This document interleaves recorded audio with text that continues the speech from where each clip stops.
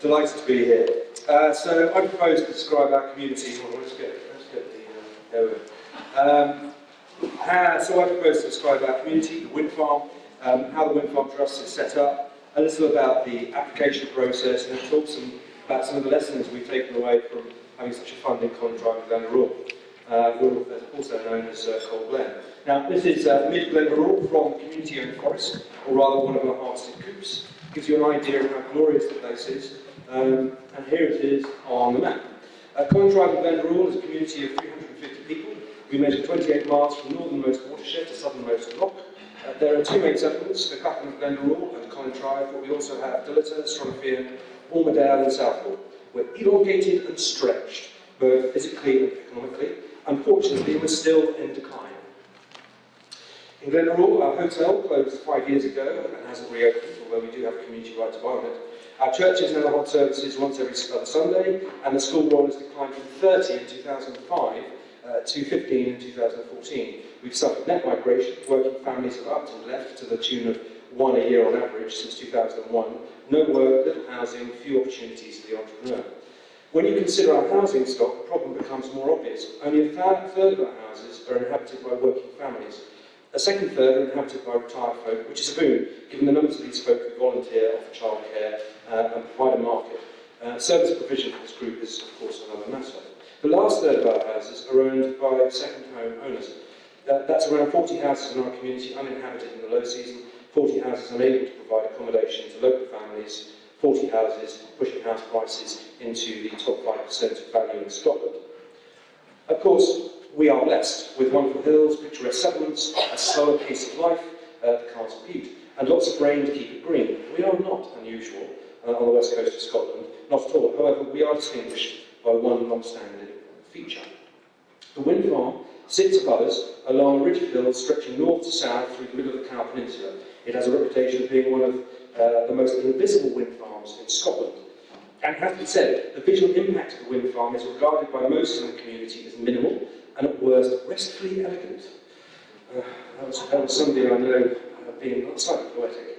Some tourist businesses locally would, of course, demur, but not too strongly. We also suspect that given the interest we've taken in wind farms in recent years, that it is not a highly efficient wind farm, possibly because several of our local residents are not quite a few metres off the tip height during the community consultation. During the construction phase, a wind farm trust was set up called the Cruachmore Wind Farm Trust to manage and disperse funds arising from the community benefit payments made by Scottish Power, a deal negotiated by Argyll and Bute Council. Given that this wind farm was commissioned in the early noughties, as far as I'm aware, there was no discussion of benefit to the communities around us. The trust consists of a local councillor, 2 members of the community and a representative of Scottish Power. It reports every year to the community, the council and Scottish Power, and accepts applications from anyone living and or working in Contrive and Glen. The trust is run on a voluntary basis, or at least those members of the community who are on it. The application process has been kept as simple as possible to ensure the money is available to as wide an audience in the community as possible. It's a 2-page form, and there are 2 levels of applications, one below £1,000, the other over. The lower level doesn't require any match funding and is, of course, the most popular type. Applications over £1,000 have, for the most part, been matched, but these have been at a frequency of 2 or 3 a year, perhaps. We were one of the first communities to gain community benefit from a wind farm, and for the last decade we've received around 25k or thereabouts every year. It's index linked, but represents a payment of around £900 per megawatt hour. This is a typical figure for a wind farm of this era. But despite requests, possibly cheeky requests, for increase from the Community Council, the Development Trust, and the Wind Farm Trust itself, funding levels have remained the same. We've repeatedly made this request because the very first thing that the trustees of the Cruachmore Wind Farm Trust decided was that their budget wasn't big enough to build houses. This they saw as a vital need in our community, a view confirmed in 2007 by a Cadastral report. Their assessment in 2004, when the wind farm was commissioned, was that they would have needed a budget 3 times that of the one they were given to effect real cumulative change to build the houses the community requires. Having made that decision, the Trust then began funding projects on an ad hoc basis, as applicants came in, with monies going to support a play park, shinty quarter cabin, gun club traps, the village halls and the school. In fact, looking back at the progress over the last decade, the school has been one of the major beneficiaries through the efforts of the parent council. And here are some pupils at school sports day.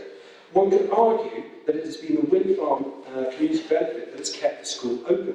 Why? Well, during the 2010-11 consultation on school closures, one of the reasons I was given, as Chair of the Development Trust, for our school being safer than the others by the Council with responsibility for education at the time, was the breadth and variety of extracurricular activities that the community was able to offer the school children, many of which were funded in part or as a whole by the Wind Farm Trust.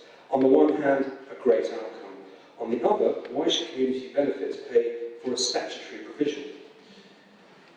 Having said that, there have been some marked and ongoing successes, and this is one of them: children experiencing a forest school through the Arts and Recreation Club, or ARC. For the last 5 years, the project has been running in the Glen Village Hall for children.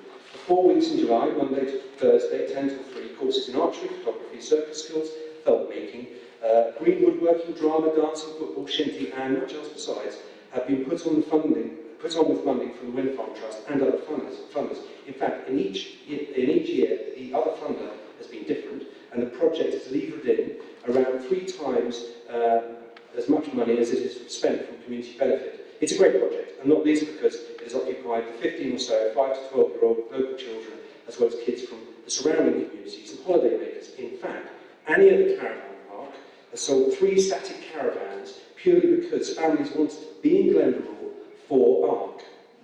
But there's another side to this in terms of community benefit. There were members of the community who didn't understand why we were spending money on children out of the community. It was local money for local people in their view, and I quote, "Why do I want to spend money on these kids when it should be spent on children from Coal Glen?"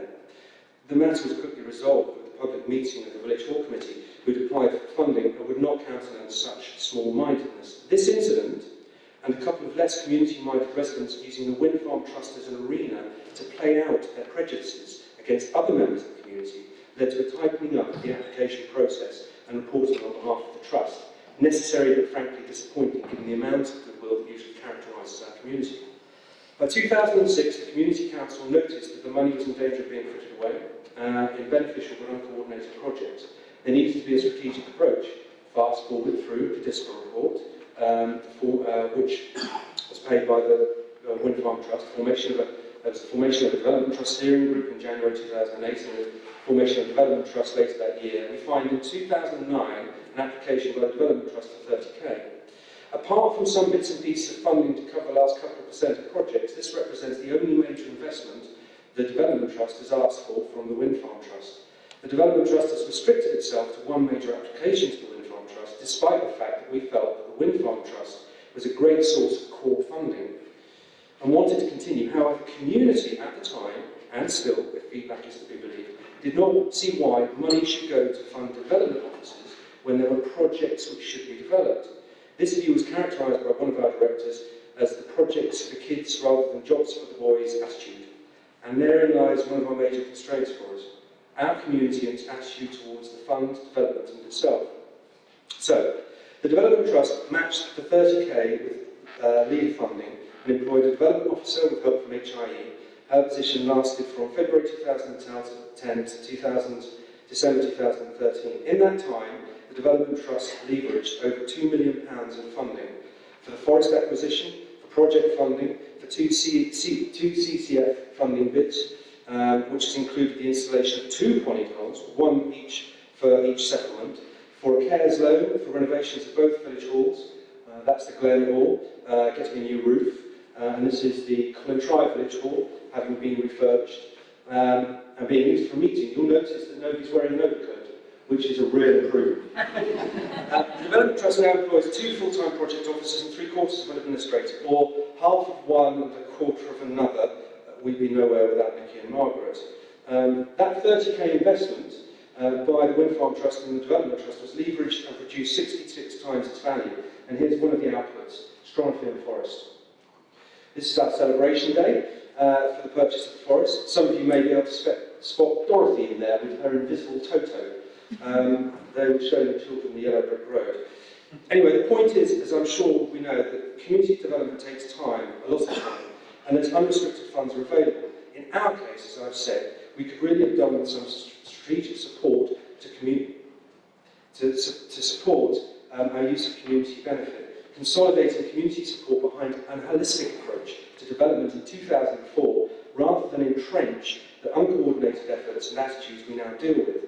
The Scottish Government Good Practice Guidance to developers will help with this, and there are some developers who recognise that this sort of support is really key to maximising the benefit to community.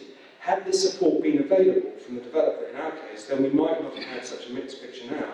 Of course, at the time, there was not such an awareness of how vital the support is from either ourselves or the good folk at Scottish Power.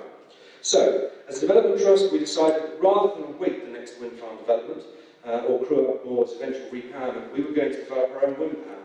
We began way back in 2009, and our first attempt was along the lines of Nielsen, whereas I'm sure you'll be all aware, the Development Trust worked in 50-50 partnership to develop 4 turbines on a brownfield site. The development has been commissioned, and while it's an inspiration, our attempt to repeat the trick was stymied by a landowning partner. This was a pity because as a trust we were committed to ensuring that the community benefit that 25 megawatt wind farm would disperse would have been an exemplar of land-based wind farms. Our view that was while our community would have been a major beneficiary, the communities of Bute, Kilfinnan, Strakerla and Kilmun, the blue arrows, would each receive a percentage of the community benefit. This was so well developed, we'd already had 2 initial meetings to discuss how the community benefit component would be divided. Only one community demanded differential distributions weighted according to population. The rest wanted equal neighbour portions. Of course, this wider benefit was also a reaction by our board to several meetings at which our neighbours bemoaned the fact that Coldburn was lucky with our £25,000. We didn't know we were born, we had oodles of cash, and we should have let the other communities in on the act. So while we paused to put together the purchase of Stronfield Forest, a map of which is up there, we were approached separately by 3 developers, each of whom had a scheme from which we would benefit in some way, shape or form. The most interesting of which was offer of 5% equity plus another 5% if we found capital to invest. 2 of these were derailed by a nesting pair of white-tailed eagles. The third non-equity offer continues, and we have offered and are negotiating access over our new forest assets, actually over the black line that you can see there.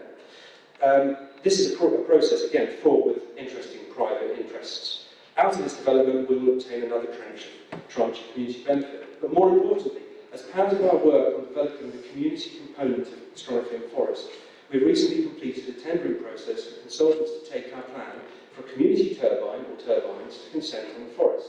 The process seems to be working well, and out of it, the community will gain a benefit commensurate with the risk we are taking, or around 60k per annum. You see, we've learned that actually taking charge of the means of production is far more profitable and will deliver far more benefits than waiting for these prospective developers to get their act together.